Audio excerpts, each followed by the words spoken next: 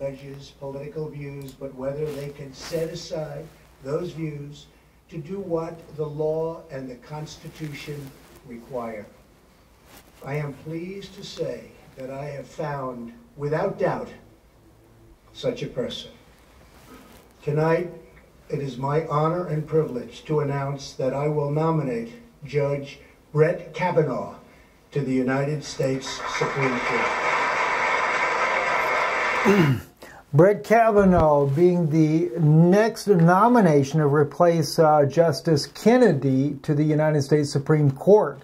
What will President Trump's actions actually do here in the United States of America? Well, oddly enough, it's going to give the Catholic Church finally a majority inside of our Constitution's highest court in the land, the U.S. Supreme Court. Now we will have 5 Catholic justices on the Supreme Court nomination. So even though President Trump says he will set aside his personal views, I am sure that Pope Francis right about now is extremely happy with the decision that President Trump has made this nomination. Sorry, those glasses are so scratched up. I had to change them for a moment here. They're stronger, but scratched up. Very troubling indeed what I'm seeing right now in the United States, and this kind of brings a couple of other issues to mind. Of course, you know, I'm not saying that Mr. Kavanaugh is not a good man. You know, he may be a good man, maybe a good family man, maybe a good Catholic man. I'm certainly not looking down upon this man as far as an individual. But clearly, what I do see is the Vatican gaining power and church and state once again uniting as it was during the Inquisition time period. Now, some of you might say, Steve, that's pretty heavy to be saying that.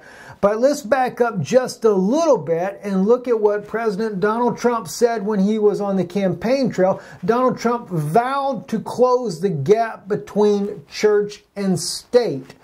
Now, some people might think that's a great thing. We're getting Christ back into the government. Well, the church is not Jesus Christ. The church has got so many differing views that getting the church back in the government is probably the most dangerous thing there is. But yet freedom of speech, or freedom to be able to pray, or freedom to be able to say the name of Jesus Christ, Yeshua, is something that should be allowed to be said. I will agree with that. And if anything, I would have to actually say that if we go back to 1962, when the Bibles were thrown out of the school and prayer was thrown out of the school, that this was probably the one major mistake that was made in our country. It's one reason why we have so many juvenile delinquents today in this world, because there's no longer the Bibles in the school. They've been thrown out. In fact, an education expert said on cnsnews.com,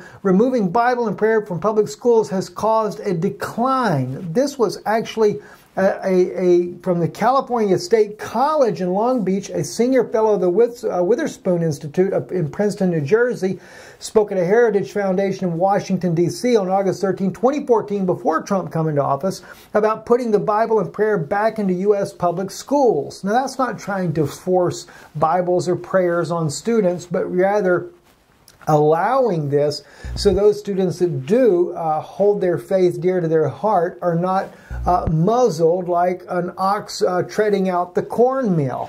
So he does make a very good, strong argument in here about this and how the decline of the schools and the students have happened since this Supreme Court decision back in 1962-63, where it removed the Bibles out of school. And of course, there has been a steady decline over the years. I've seen it myself firsthand, how things have changed rapidly. Even my own brother, who was 11 years younger than I am, I saw the major change from my generation to his generation. And then, of course, later in life as well. Just very big change unless the parents are able to be a strong influence in kids' life. But there's still a lot of peer issues there, peer groups and stuff that also affect the kids.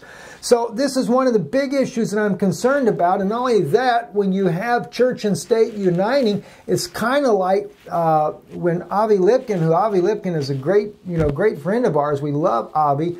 He's been working on the Bible Bloc Party in Israel for over a decade now, but he finally got it approved.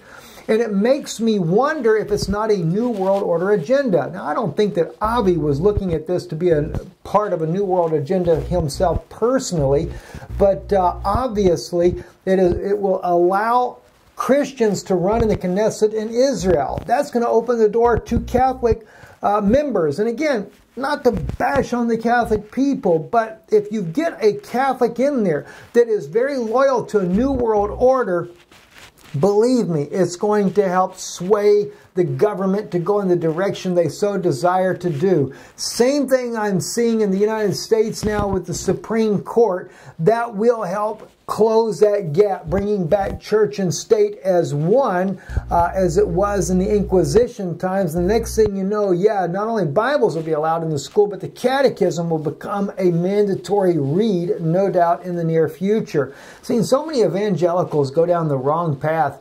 that have really signed on with the Catholic Church and the New World Order agenda, and some evangelical leaders that I used to really have a respect for of being true, even like Jack Van Ampe, who always seemed a very interesting biblical teacher there. But when I sit there and listen to him one day and talk about reading the Catechism and how it was the most inspiring book he had ever read, I like to fell over right out of my chair to hear something like that from Jack. I always had a high regard for Jack, but then I knew that he had been taken in, bewitched by Rome themselves and the hierarchy there, bringing about a New World Order. What's it to do? It's to bring their flocks, their people, under this guise of a New World Order. Very, very demonic situation here. And you know, and I know there's so many people that love President Trump, and I had a lot of high hopes for President Trump, but more and more I'm seeing people getting off the Trump train, recognizing that this is a plot to take us down a New World Order, and believe me, a New World Order comes with the mark of the beast. So don't kid yourself, that is something on the horizon. Also, Haaretz is reporting here, and by the way, that is the neo-Nazi signs of the Ukrainian military there, holding up the nice Israeli-made weapon there in the picture. And now a group of more than 40 human rights activists have filed a petition with the High Court of Justice demanding the cessation of Israeli arms exports to Ukraine. They argue that these weapons serve forces that openly expose a neo-Nazi ideology and cite evidence that the right-wing Azov militia, whose members are part of Ukrainian armed forces, are supported by the country's Ministry of Internal Affairs, is using these weapons. Yeah, that's exactly right. You know why? Because my Jewish brothers and sisters, whom I love dearly, have no idea that many in the elite circles of the Israeli government are from neo-Nazi backgrounds to start with. After all, Moshe Sharit, Ben Gurion, all of them supportive of Pope Pius XII, and as well, they were the elites that were rescued by the Nazis, turning the blind eye, but they were rescued by the Catholic Church. So yeah, the Catholic Church was doing some rescues there. It was only the elites, while the majority were sent to the gas chambers instead. Going on as well, Syria says Israel struck Iranian airbase near Homs. This is what we had reported to you yesterday. Just wanted to follow up on that. Report says the Syrian air defense is fired at the planes. They did enter in through Jordan, kind of something a little different. Israel's not done that before. There were Iranians stationed at the base there, according to Syrian sources there. And of course, they say that there was no injuries or deaths reported. And they did fly in through across Al-Tanf. And of course, you're not going to fly across Al-Tanf unless the U.S. is given permission. So it is U.S. sponsored, or permissioned, I should say, backing of Israel launching strikes inside of Syria. And of course, Israel claiming that Iran, they don't want them near their border. I understand that, but at the same time, you know, Homs is not on top of the Israeli border. Let's face it. So something else is up. It's just a miss, if you ask me. But at the same time, Al Jazeera reporting that high Iranian officials insist it will stay in Syria to block Israel. That's an interesting thought. Well, you know, I hate to tell you, but it will not be a good day for the Iranian military, or their, as Assad says, it's their generals that are there, because Israel will take them out nonetheless. Looking at the map right here, the Syrian Arab army has moved. They have gained their border back with Jordan. They have moved up here to the very edge of ISIS territory. And again, in my opinion, if Israel wants to strike ISIS militants, well then go strike them. Strike the ISIS militants, Israel. Forget bombing the Syrian Arab army and get the very thugs off of your border that you've allowed them to sit there and camp on your border as if everything's A-OK. I mean, something is mentally wrong with the Israeli leaders that think that it's okay for ISIS militants who behead people and subject women to the worst type of crimes that could ever be committed. They talk about the Iranians. You know, ISIS would make the Iranians look like altar boys. I mean, geez, come on, guys. This is ridiculous what we see going on. Israel prepares for Syria to win back the border, but plans harsh response if forces enter the Golan Heights there. Wonder what is going to be considered entering into the Golan Heights. Is that because one tank track crossed a line that Israel is holding on to? I'm telling you, it's like the Israeli government is looking for the excuse to be able to attack Syria, to be able to take out Bashar al-Assad. And I do believe that will be in the very near future. I hate to say it. I don't know if Assad watches the channel here. I've heard said that he knows about this channel, but I don't know if he watches it. But President Assad, if you're watching, they are going after you, my friend. I hate to say that, but that's exactly what's going to happen. UK Foreign Secretary Boris Johnson resigns amid a cabinet squabbling over Brexit.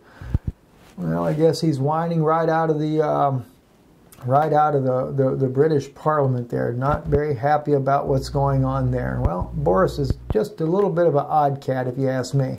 And this is one that I'm sure a lot of people would be mad about because the word CNN is on there. Everybody's going to say fake news, CNN. Let me tell you something. This 91-year-old man beaten with a brick and told to go to Mexico had nothing to do with illegal immigration. He comes every year, I think twice a year, to see his family in California. And he was visiting them there in the neighborhood where most of the neighbors know him. He was walking in the park there when he was attacked by a woman with a brick. And I know a lot of people would love to try to say, oh, they're just making it up to make Trump look bad. You know what? Let me tell you something. Obama looked bad, too, with what he did with the immigrants as well. I don't care which one of them it is. It's both sides are guilty. And I realize the Democrats are playing it up, making it look like they're the savior of the world right now when they're just as guilty and probably signed the laws that brought about the separation of the children from the families to begin with. So no, I ain't for the Democrats either. I'm for these people like this man right here that has suffered unbelievable, horrendous things. And I'm going to tell you something, friends. There's more to this than you could ever even imagine. And it is an agenda. And it is a Vatican agenda. It is a New World Order agenda, what's going on. And unfortunately, the people are suffering in the process. The children are suffering. And you guys already know, those of you that don't believe it's true, many of you already know that the Democrats are involved as well. Many of them are ones that are in Democrat, not all Democrats, so let me make sure I make that clear. But there's been many of them that have been accused of pedophilia rings and all kinds of things like that. So you know what? We need to take it more serious because you have 3,000 kids separated from their families, and in most cases, they won't let nobody come inside to see anything about the welfare of these children, especially the girls.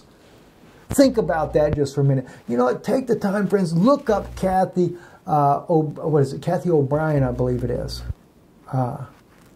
Very, very, very troubling to see. And I know it seems far-fetched when you listen to this lady's testimony, but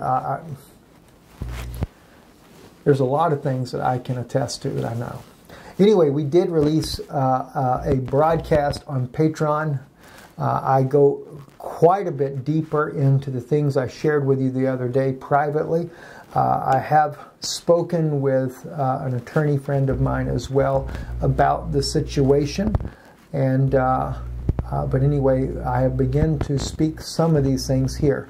I'm not saying that I will not bring this out here on Israeli News Live as well. I will. Now, Patreon, there's a lot of things I'm not saying, but if you're interested in knowing a little bit more, you will know that there.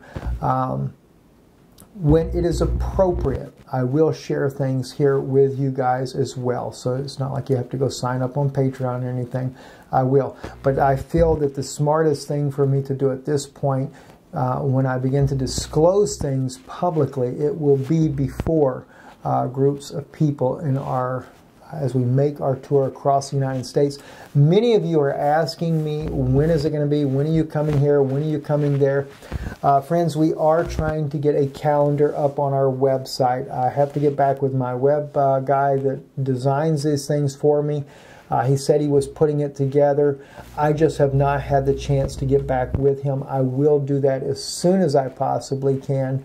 And then we have to begin to work on where the meetings will be and when, and as well as some people that are in those areas that will help us to coordinate places where we can do the meetings. In fact, if you're in a place where you say you have access to a facility that we could have a meeting at that would seat, say, maybe 100 people or so, let us know. Let us know, because we'll pick areas as we move, as we go through this, and we'll try to do it to where it brings people from around a state or a couple of states there to where people can come to one location more centrally.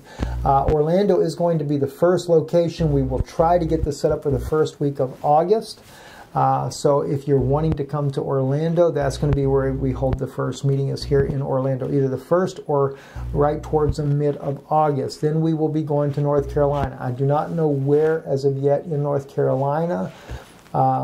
We will see once we can determine where we can actually hold a meeting at that would be centrally located to make it easier for other people to come. I'm assuming now possibly Charlotte, North Carolina, or Asheville, North Carolina. One or the other there. So I will update you as quickly as I can. I want to thank you for watching. Thank you for those of you that support the broadcast as well. We do appreciate your help in doing that. And we did get to make it to our post office box there, as you can see here on the screen and behind you there, if you prefer to donate via our mailbox here in Champions Gate, Florida. We appreciate that. We will be writing people back, as well as mail that we've gotten from, there just a few people send mail to Europe, not too many, but we will be writing as well. So it'll probably take a couple of weeks to get that caught up. Again, if you didn't receive the book that you had already paid for, the Yam Suf book, drop me an email, stephenbenoon@gmail.com, and put on there book or not received book in description there, just so I can get that out to you guys. We love you, and thank you for watching the broadcast here. Let me just say hello to everybody in the chat room there. Trust it's a blessing to you as well. And thank our moderators as well for being here tonight to help with this. They do a tremendous job there. And don't forget to thumbs up the video. Let's drive Google crazy tonight. Thumbs up the video to a place to where all the haters will be ashamed that they even hate the video. Well, I don't know. Maybe I don't agree with myself sometimes. But anyway, I love you guys tremendously. We are in a very serious hour, friends. Very serious hour. And I can only imagine. I see somebody put on there, 2 witnesses are real men. I could only imagine what they're going to have to face. This is a world that, as the New World Order comes together, it's going to look like an evangelical revival. And I hate to say that, because there's a lot of people that are evangelicals that are like, brother, don't say that. We love the Lord. Yes, there's good Christians in all these groups. All these organizations have people that really love God. Catholics included. I don't look down on somebody because they're a Catholic, because I know that God said He had people in there. He said that because He said, come out of her, my people, and be ye not partakers of her sins. So we can't just look down on somebody because they go to this church or that church or whatever the case may be. But it's the system of things. And when you got the top evangelical leaders taking President Trump and headed right straight to a New World Order, uniting all the churches back together with the Vatican, friends, You don't think they're not going to make this thing look like the greatest revival that ever struck the earth? Sure they are. So when the two witnesses come and they're all against what they're doing, they're going to think they're a couple of crackpots. And already this false prophet and Antichrist, they're able to do miracles and bring fire out of heaven, and everything that the two witnesses can do, they can do. And you got to figure out which one's right. It'll be that pure word, taking you back to the pure word. And I guarantee you, no matter what the two witnesses do, it'll still be a little minority that believe it. Thank you for your support. IsraeliNewsLive.org is our website. You can donate safely online there, or again as our address, which you saw moments ago. Shalom, shalom. I'm Stephen Ben-Nun with Israeli News Live.